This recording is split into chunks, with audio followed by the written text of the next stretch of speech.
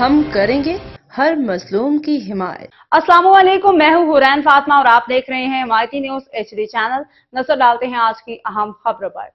Karachi steel town بن قاسم میں سرکاری زمینوں پہ دن دہاڑے قبضے، پولیس افسران کی مبینہ سرپرستی میں غیر قانونی سرگرمیاں۔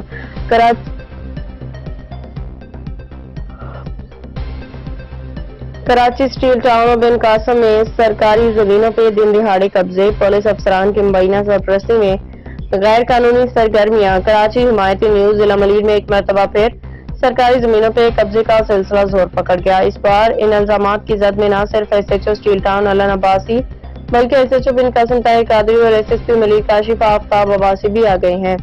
اطلاعات کے مطابق تھانہ اسٹیل ٹاؤن کے حدود میں واقع ناکلاس نمبر 344 کی 56 ایکڑ قیمتی سرکاری اراضی پہ دن دہاڑے قبضہ کیا جا رہا ہے اور یہ سب کچھ پولیس کی مبینہ سرپرستی میں ہو رہا ہے۔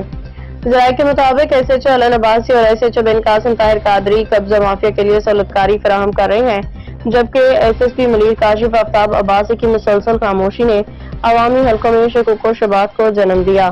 یہ بھی الزام سامنے آیا ہے کہ ریاستی زمینوں کو کوڑیوں کے مول بیچنے کا مکروہ دھندا پولیس کی نظروں کے سامنے جاری ہے۔ عوامی سماجی حلقوں کا کہنا ہے کہ ان افسروں کی سرپرستی کے بغیر اتنی بڑی زمینوں پہ دن دہاڑے قبضہ ممکن نہیں۔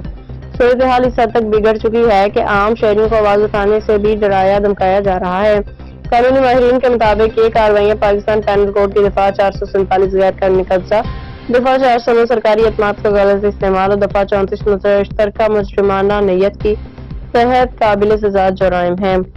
قاضی سندھ غلام نبی میمن ایڈیشنل IG کراچی سے اپیل ہے کہ اس پورے نیٹ ورک کا فوری نوٹس لیا جائے، تمام ملوث پولیس افسران کے خلاف سخت محکمانہ فوجداری کارروائی عمل میں لائی جائے تاکہ سرکاری زمینوں کا تحفظ ممکن بنایا جا سکے۔ رپورٹ نظر حمایتی نیوز۔